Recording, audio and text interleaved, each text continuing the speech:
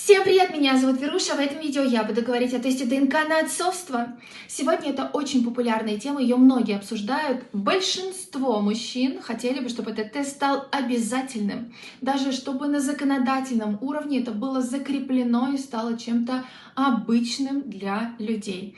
Ведь по статистике около 30% мужчин в мире воспитывают не своих детей. Вот так вот ребенок рождается, и после этого теста мужчина будет точно уверен и знать правду, самое главное, что это его или не его ребенок. Казалось бы, если женщине нечего скрывать, и она точно уверена, что у нее ребенок от мужа или от конкретного мужчины, почему бы не дать успокоение этому мужчине и почему бы не согласиться? Но женщины оскорбляются. Они не хотят это делать, и они считают, что доверие будет разрушено, хотя именно из-за доверия мужчины и делают это. Они считают, что нормальный мужчина это не попросит такое. Но у нас сейчас такое время и такие нравы, что, например, воспитывать может один мужчина, содержать может другой мужчина, а третий еще какая-то роль, например, является биологическим отцом. И эти мужчины не знают о существовании друг друга. Также мужчина считает, что обязательно перед женщиной должна стоять ответственность, потому что безнаказанность порождает хаос.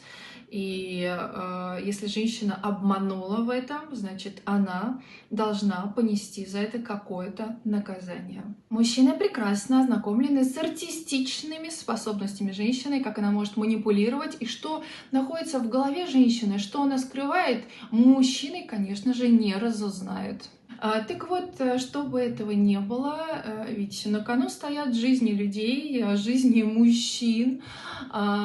Чтобы этого не было и точно быть уверенным, сегодня на первый план выходит этот тест ДНК. Я скажу в видео свое мнение, что я думаю по этой всей теме.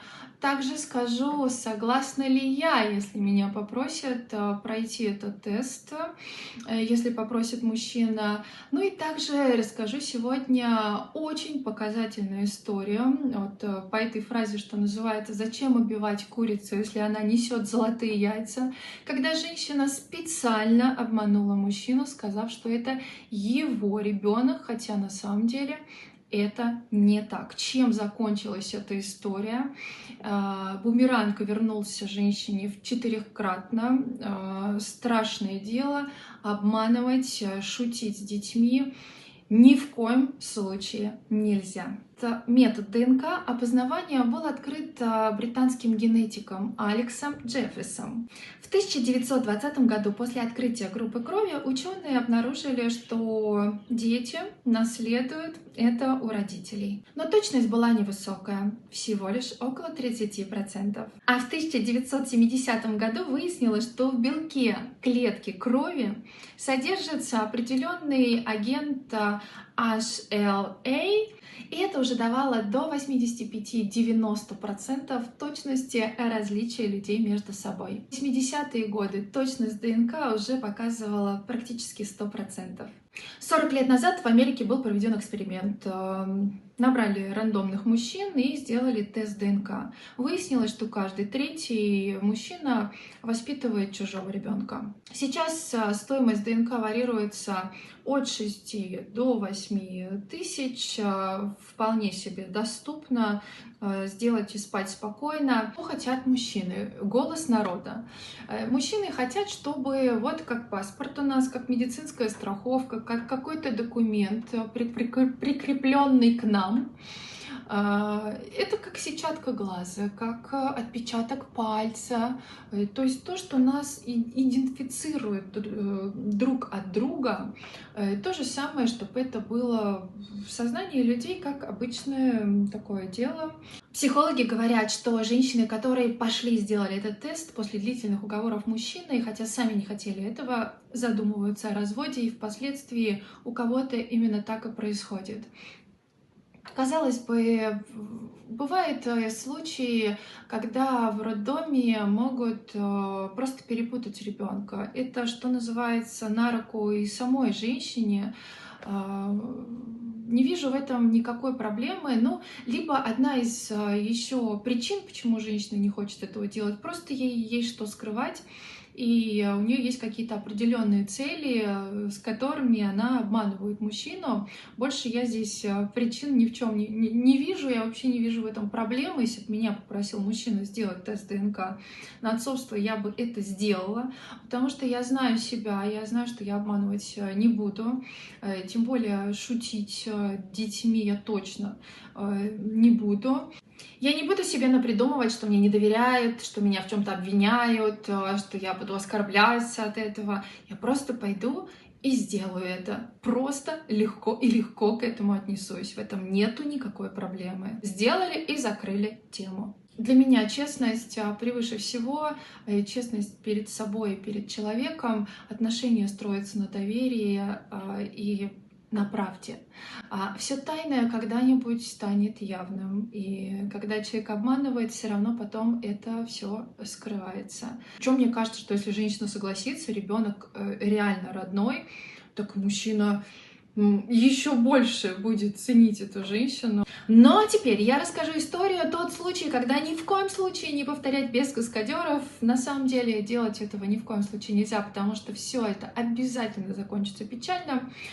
Женщина очень любила мужчину, и они были много лет вместе, детей у них не получалось. Отношения должны были, по их мнению, уже перейти на другой уровень, и как раз с рождением ребенка.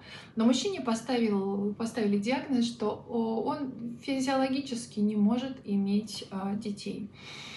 И они сначала думали, что все хорошо, потом, когда возникла такая проблема, они обратились к врачу и узнали об этом. И отношения уже на этом фоне начали рушиться. И женщина считала, что ребенок обязательно склеит это, хотя это большая ошибка. В ее коварной голове возникает план найти мужчину, родить от него и предоставить мужчине, с которым она живет, что это его ребенок. Именно так она и сделала, объяснив мужчине, от которого зачала, что мы исчезаем друг друга с жизни, и ты мне ничего не должен. И мужчина уже тогда понял, что какие-то звоночки были. Он не очень сначала доверился, потому что, во-первых, помнил о своем диагнозе. Во-вторых, он понимал, что моменты, когда они были вместе, были очень редкие, если вы понимаете, о чем я. Потому что уже все, уже отношения были вообще на ниточке держались. И, значит, тем не менее он доверился своему выбору, своей возлюбленной, как делают некоторые мужчины, и стали они жить, поживать, он этого ребенка растил. И через короткое время, по-моему, даже еще года не было этому ребенку, он в компании совершенно случайно знакомится с человеком, который ему рассказывает на самом деле, непосредственно с этим мужчиной, который они приняли на грудь, и уж не знаю, зачем он это сделал, но он рассказал ему, что на самом деле это его ребенок. Может, у него там сработало и какие-то гены его, не знаю, что к этому ребенку претендовал, не претендовал, но тем не менее этот мужчина рассказал. Конечно, за этим последовала боль, разочарование, предательство, ощущение, что тебя предали, тебя постоянно обманывали. Естественно, после этого верить никаким словам невозможно было. Мужчина собрал вещи и просто ушел. Сделал, безусловно, правильно, потому что с таким, конечно, с таким обманом жить дальше не предоставляются возможности. Тут бумеранг этой женщине вернулся Это просто реальная история, я знаю этих людей, и я знаю, как сейчас мучается эта женщина, потому что ребенок оказался больным неизлечимо. То есть она прикована сейчас к ребенку, все внимание на него, и своей жизни у нее практически, конечно, нет.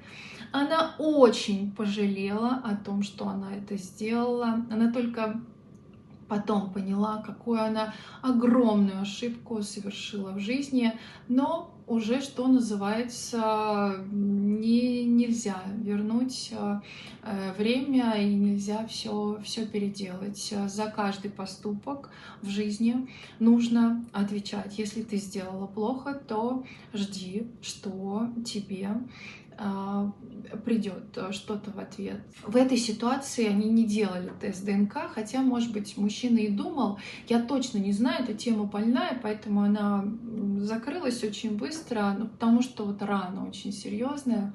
Но вот как раз тот случай, когда надо пойти и сделать. Это тот случай, когда можно учиться на чужих ошибках и не совершать этого. Эта женщина сейчас одна, тот мужчина биологически тоже не появляется. Вот такая вот печальная история. Когда же у нас будет время, когда ты выбрал человека одного, и ты с ним идешь по жизни, и больше у тебя даже мысли нету ни с кем не встретиться, не быть параллельно в отношениях, не обманывать своего любимого, а просто быть верной этому человеку. Я очень хочу этих времен. Всем спасибо большое за внимание. Увидимся уже в следующем видео. До новых встреч. Пока.